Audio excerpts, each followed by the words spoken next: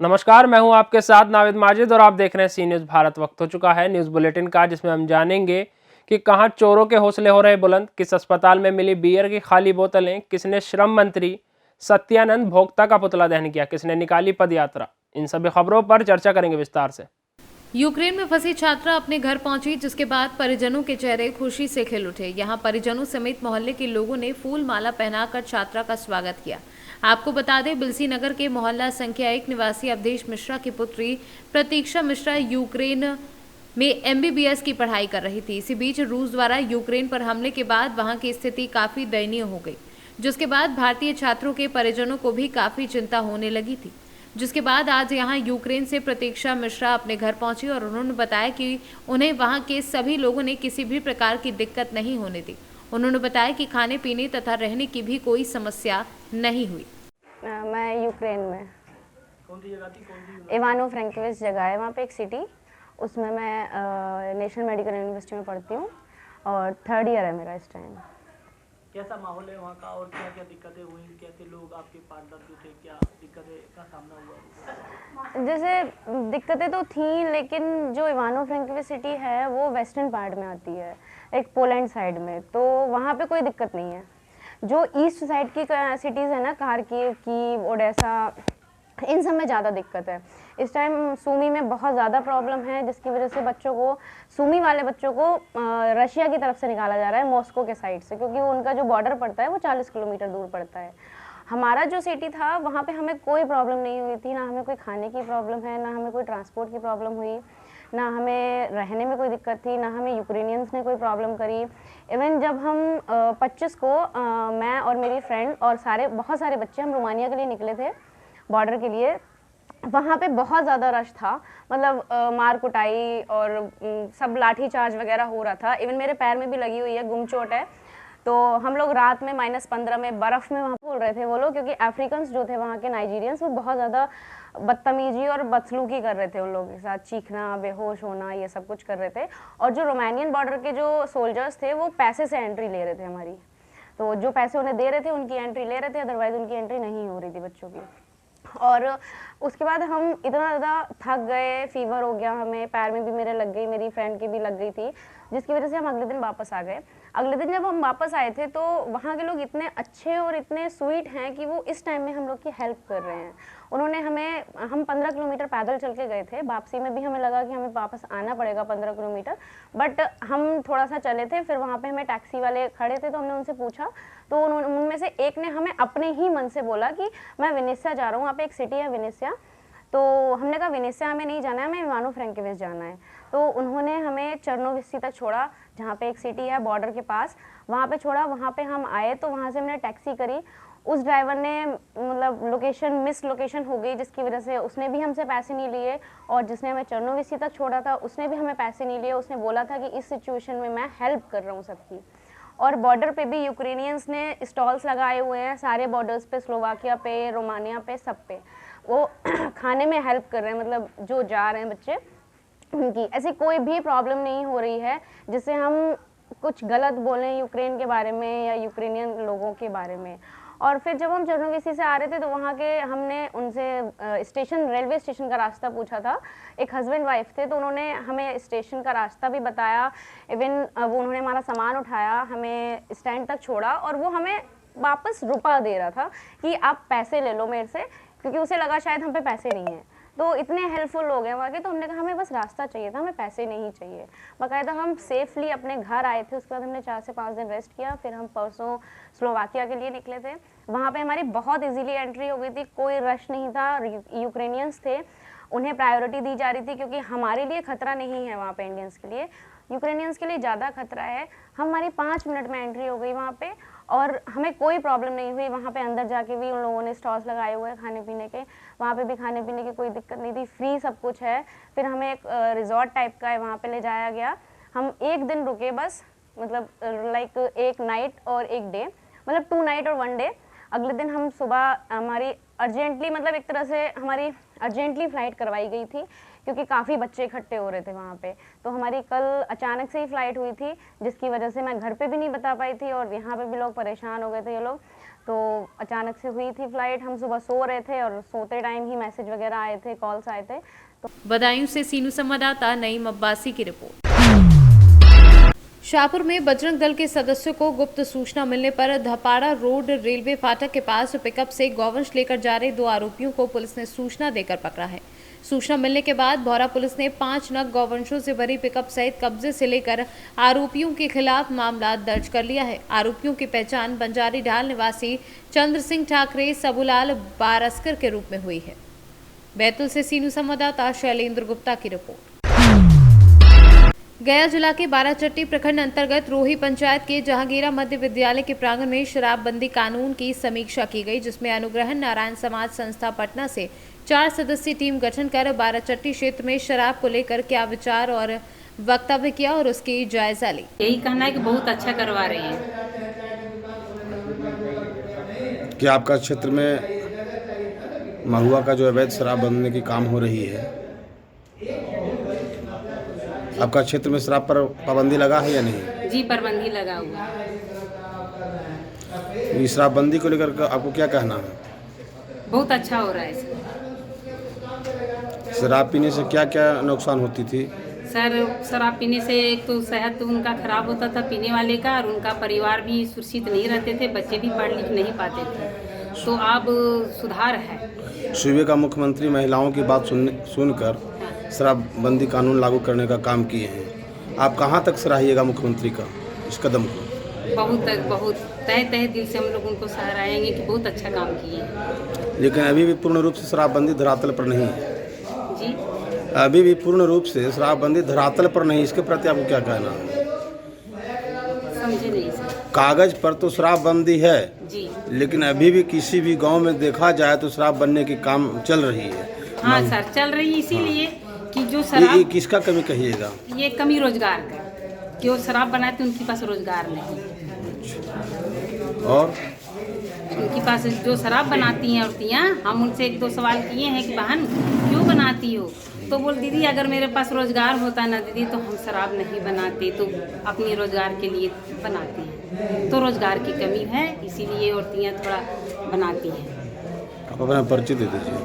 मेरा नाम चिंता देवी है, मैं जंगीरा के रहने वाली हूँ और पंचायत रोही पंचायत की यही है जो बाहर से टीम, पटना से टीम आए हैं, माननीय मुख्यमंत्री के द्वारा एक टीम गठित कर भेजा गया है सर्वे के रूप में। आपका क्या योगदान रहेगा शराब के प्रति? शराबबंदी में जो सरकार का योजना है बिल्कुल सही है। अभी जैसा बताया गया कि शराबबंदी जो है पूर्ण रूप से लागू है, लेकिन कुछ बिचौलिया लोग हैं, माफिया लोग हैं, वो इधर उधर करते हैं। लेकिन सरकार का मंशा बिल्कुल साफ है कि शराबबंदी होनी चाहिए। सरकार ने जो सर्वे कर रहे हैं ये पता लगाने के लिए कि आखिर किस वर्ग के लोग शराब बनाने का काम कर रहे हैं, क्या कमियां हैं इसमें। कोई वर्ग वगैरह की नहीं है कि हाँ मतलब एक ही जाति के लोग बनाते हैं, तमाम जाति के लोग इसमें शराब में संलिप्त हैं। जो व्यक्ति पूरा यानी पैसा कौड़ी वाला हो, उद्योग धंधा हो, व्यक्ति तो शराब बनाने का काम नहीं करेगा। आखिर शराब बनाने वाला कोई गरीबी व्यक्ति तो शराब बना सकते हैं। आपने पूछा कि किन लोगों ने किन जाति से, तो हमको तो लगता है कि तमाम जाति के लोग बनाते हैं, पैसे वाले लोग नहीं बनाते हैं, एक अलग सच्ची है। लेकिन आप जहाँ जाएंगे, मान के चलिए बिहार में तो बहुत कभी मतलब ये लागू हुआ है कि मतलब कि शराब तो मान के चलिए जो जिसको नहीं पीना चाहिए वो लोग पी रहे हैं, लेकिन गरीब गुरबा लोग पकड़ा जा रहे हैं, अलग सच्ची है। आपकी क्या भूमिका रहेगी शराब के लेकर के? शराबबंदी के लेके तो मैं रोज शाम के बैठक होता है, आदमी के लोगों को समझाता हूँ कि शराब बहुत खराब चीज़ है, स्वास्थ्य के लिए बहुत हानिकारक है, लोगों को नहीं पीना चाहिए। जहर के जैसा ये चीज़ है, शराब है, इसको छोड़ देना चाहिए। और बहुत सुधार हुआ है, ऐसा नहीं है कि नहीं सुधार हुआ है। लोग कहने वाले विपक्षी लोग कहें जो कुछ कहें, सरकार के साथ साथ आम नागरिकों की भी भूमिका क्या रहेगा? आम नागरिक भी चाहता है कि शराब ना बिके, चूँकि जब जो लोग शराब बनाते हैं उनको रोजगार मुहैया करा दिया जाएगा सरकार के द्वारा, तो हमको लगता है बिल्कुल शराबबंदी का जो 100% जो दावा है सरकार का वो बिल्कुल सफल है। गरीब आदमी को जब रोजगार मिल जाएगा, उनके बच्चे पढ़ने लिखने लगे तो रोजगार के माध्यम से शराबबंदी मतलब पूर्ण रूप से लागू हो जाएगा। नाम पर्चे बता दीजिए आप। विजय प्रसाद सिन्हा, रोही मुखिया। पंचायत में जो मीटिंग चल रही है शराब को लेकर, सरकार का क्या उद्देश्य है शराब के लेकर के? शराब संबंधी जो कानून जो सरकार 2016 1 अप्रैल 2016 को जो लागू किया था, उसके बाद उस समय जो 5-7 साल जो बीता, उसके उपरांत सरकार यह समीक्षा कर रही है कि आम जनता में इसका क्या प्रभाव पड़ रहा है, या जो कानून बना है वह जनता के हित में है या क्या है, या इससे क्या नफ़ा नुकसान क्या हो रहा है। आए दिन प्रायः या कुछ जनता के बीच से आवाज़ आती है कि अभी भी शराब मिल रहा है, या जो शराब पीने वाले लोग कह रहे हैं कि हमारे स्वास्थ्य पर सर इसका गलत प्रभाव पड़ रहा है, हम बीमार ज़्यादा पड़ रहे हैं। कुछ लोग जो दुकानदार भाई थे उनकी एक अलग चल रही थी कि हमको जीविकोपार्जन का तो साधन था, वह दुकान बंद हो जाने से हमारे पास संकट आ गई है। तो ये सब जो विभिन्न तरह से जो सरकार के कानों में जो पहुंच रही थी, तो उसको समझने के लिए आम जनता के बीच में यह सरकार एक अध्ययन स्टडी करवा रही है। और मैं अमरेंद्र कुमार अनुग्रह नारायण समाज शोध संस्थान पटना, जो बिहार सरकार का वहीं से अध्ययन जो भी योजना उसकी होती है, उसके तहत मैं 4 सदस्यीय टीम के साथ 12 चट्टी प्रखंड, गया जिला के 12 चट्टी प्रखंड के रोही पंचायत में आए हुए हैं। सर, विपक्षियों के द्वारा आरोप लगाया गया है कि धरातल पर शराबबंदी कानून पूर्ण रूप से नहीं की गई है, इसके प्रति आपको क्या कहना? इसके प्रति अभी हमने विभिन्न गया जिला के विभिन्न प्रखंडों में घूमकर जनता से मिलने में अभी हमको भी आवाज़ आ रही है कि सर पूर्ण रूप में बंद नहीं है, लेकिन आशा से ज़्यादा सफल हुआ है। इसमें और कड़ाई करने की अभी भी आवश्यकता है, लोगों में और जागरूकता पैदा करने की कारण है। और इसके पीछे कारण विभिन्न लोगों से बातचीत पर आ रही है कि बेरोजगारी और गरीबी। विपक्षियों का और आरोप है कि शराब दिखता नहीं है लेकिन मिलता है हर जगह। नहीं, हम ऐसा तो लोग स्थानीय लोग बताएंगे कि तब पी रहा है, आगे पी रहा है तो मिल नहीं रहा तो पी रहा है। होम डिलीवरी की बात आ रही है, हो सकता है। तो हम तो शराब को पकड़ने नहीं चले हैं, हम तो जनता से फीडबैक ले रहे हैं। अब कैसे उनको मिल रहा है वो हम कैसे आज यहाँ जनता से फीडबैक लिए हैं, तो क्या क्या मुद्दा आपके सामने आया? हम तो जनता से, यहाँ रोही पंचायत के जनता से जब बात किए तो लोगों का यही आ रहा है कि सर यह क्षेत्र बहुत पिछड़ा हुआ है, यहाँ पर गरीबी बहुत ज़्यादा है, रोजगार की कमी है, लोग बहुत सारे ऐसे हैं कि कोई काम नहीं मिल पा रहा है, इसके लिए भरण पोषण करने के लिए कुछ लोग, कम परसेंटेज ही लोग अभी भी इसमें संलिप्त हैं। सर, सटे राज्य में भी जो शराब का जो झारखंड है उसमें भी अगर बंद कर दिया जाए तब यहाँ पर इसका अच्छा प्रभाव पड़ सकता है। अपना सर परिचय बता दें। मैं अमरिंदर कुमार, गया से कैमरा पर्सन अर्जुन केशरी के साथ अशोक शर्मा की रिपोर्ट। गोरखपुर नगर पंचायत कस्बा संग्रामपुर उनवल टेकवार चौराहे पर स्थित कबाड़ की दुकान में हुई चोरी। महज 200 मीटर उनवल चौकी होने के बावजूद भी चोरों के हौसले बुलंद हैं। बताते चले कि 3 मार्च की रात राम प्रसाद जायसवाल दुकान बंद कर अपने रथ से ही चले गए और जब वह 4 मार्च को सुबह दुकान खोले तो चोरों ने उनकी दुकान में घुसकर 80,000 के तांबा पीतल और काउंटर में रखे लगभग 20,000 रुपये कैश लेकर फरार हो चुके थे। अब सवाल यह है कि सुरक्षा के नाम पर क्या कर रही है उनवल पुलिस। वहीं पीड़िता ने बताया कि हम पुलिस को लिखित सूचना दिए हैं और FIR दर्ज कर कार्यवाही करने के लिए पुलिस ने भरोसा दिया है। क्या नाम है चाचा आपका? राम प्रसाद जायसवाल। क्या घटना हुई है आपके साथ? दुकान में चोरी हुई है, छत के रास्ते चोराया, सामान लेकर गया है। 20,000 नगद था, 3,000 का सिक्का था, 80,000 का तांबा पीतल गायब हुआ है। इसके लिए आपने पुलिस में शिकायत की? FIR दिए हैं, अभी FIR कापी नहीं मिली है। उन्होंने क्या कहा? मतलब आज मिल जाएगा, ना ड्यूटी में लोग आएंगे तो। किसी पे शक? अज्ञात में किस पर शक करना है? अरे चुनाव के दिन रात में था। चुनाव यानी 3 तारीख को? 3 तारीख की रात रात को दुकान खोले उसने सब गायब। और 4 को दुकान खोले और जैसे ही आए तो पूरा गड़बड़ था, सब चोरी हो गया था। ठीक है जी। गोरखपुर से सीनू संवाददाता कृष्ण मोहन सैनी की रिपोर्ट। झांसी जनपद के बंगरा ब्लॉक से इस वक्त की बड़ी खबर सामने आ रही है। बंगरा धवा गांव में आज एक किसान की खेत पर मौत हो गई है। बताया जा रहा है कि बंगरा निवासी 35 वर्षीय किसान सुरेंद्र सिंह परिहार पुत्र तुलाराम खेत पर फसल की रखवाली करने के लिए गए थे, जहां पर उनकी आकस्मिक मौत हो गई है। शाम के समय वह खेत पर फसल की रखवाली करने के लिए गए। सुबह जब वे वापस नहीं लौटे तो परिजनों ने जाकर खेत पर देखा तो सुरेंद्र सिंह मृत अवस्था में मिले, जहां से उनके परिजनों ने उनको सामुदायिक स्वास्थ्य केंद्र बगरा प्राथमिक उपचार के लिए दिखाया, जहां पर चिकित्सकों ने उन्हें मृत घोषित कर दिया। वहीं घटना की सूचना पर गांव के लेखपाल को दी गई और साथ ही तत्काल मौके पर पहुंचे थानाध्यक्ष उल्दन अजमेर सिंह भदौरिया, चौकी प्रभारी नरेंद्र सिंह ने शव को पोस्टमार्टम के लिए मऊ रानीपुर भेज दिया है।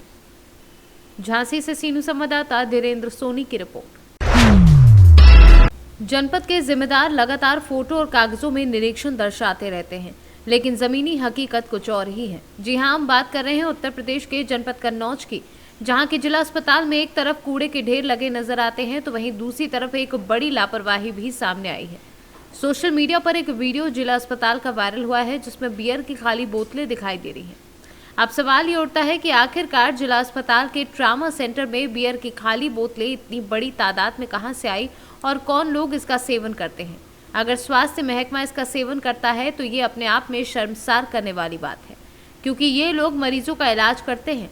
इलाज के दौरान अगर नशा करेंगे तो मरीजों का किस तरह इलाज कर पाएंगे। जिला अस्पताल में लाखों की कीमत से बना ट्रामा सेंटर काफ़ी अपने बदहाली के आंसू बहा रहा है। अभी देखने में आया है कि उसकी सेकंड और उसकी छत पे काफ़ी भारी मात्रा में बियर की खाली बोतल, शराब की बोतल, ये क्या पूरा नीचे पुलिस चौकी है, बीच में एम्बुलेंस कर्मी रहते हैं, फिर भी ये शराब की बोतल आखिर कहाँ से आती है? ये जानकारी मुझे भी मीडिया से अभी प्राप्त हुई है कि वहाँ पे इस तरीके के मादक पदार्थों के बोतलें और ये कैन्स वगैरह बरामद हुई हैं। मैं स्वयं जाके निरीक्षण करके वहाँ पे दिखवाऊँगा। ये ट्रॉमा सेंटर में अभी 108 एम्बुलेंस कर्मी रह रहे हैं, क्योंकि कोविड काल में इनको यहाँ पे रहने के लिए दिया गया था, और नीचे पुलिस चौकी भी बनी हुई है। परंतु मेरा मानना है कि अब ये कोविड काल ख़त्म हो गया तो ये ट्रॉमा सेंटर खाली होना चाहिए। इसके लिए पत्राचार पूर्व में भी किया हूँ और अब मैं फिर पुनः इसमें लग करके ये ट्रॉमा सेंटर एक्टिवेट कराने के लिए मैं इसमें पत्राचार पुनः करूँगा। और हमारे पास अब चिकित्सक भी हैं, व्यवस्था भी है। मैं ये चाहूँगा कि ये ट्रॉमा सेंटर हमारे अब उसमें आ जाए और फंक्शनल हो जाए। कहीं ना कहीं जो सर जानकारी है कि शाम होते ही मैखाने में बदल जाता है ट्रॉमा सेंटर, इस पर भी कोई आप लिखित शिकायत करेंगे या कोई लिखित कार्रवाई? अवश्य, जब ये मेरे संज्ञान में आया है तो मैं इसके बारे में लिखित शिकायत भी करूंगा, और पहले मैं अपने स्तर पे पूरा जांच करके वहाँ पे वस्तुस्थिति का जायज़ा लूँगा। उसके बाद मैं इसमें पत्राचार भी करूँगा और जो भी भरसक कार्रवाई हो सकती है वो करके ट्रॉमा सेंटर फंक्शनल कराने का प्रयास करूँगा। जिला अस्पताल से एक वीडियो वायरल हुआ जहाँ पर काफ़ी शराब की दिख रही है, कीमत अति बदूर कई बार निरीक्षण कर चुके जिला अस्पताल का, जो डेली निरीक्षण करते हैं उनकी यही नहीं आता कौन निरीक्षण करता है, क्या वो देखते हैं निरीक्षण में।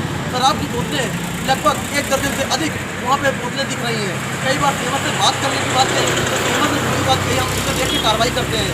तो सवाल ये उठता है किस तरह जिम्मेदार वहाँ पर कार्रवाई करने की बात भी कह रहे हैं। जिम्मेदार सहमत शक्ति बसु का कहना है, हमने कई बार ये बात कही, उनका कहना है देखते हैं इन पर जिम्मेदारों पर कार्रवाई की जाएगी। वहाँ या पुलिस के सेवन कर रहे हैं अधिकारी या डॉक्टर कर रहे हैं नशे का सेवन, यही बात नहीं पता हो रही। ये पूरा मामला ट्रेमा सेंटर का है, कन्नौज के जिला अस्पताल में ट्रेमा सेंटर बना है।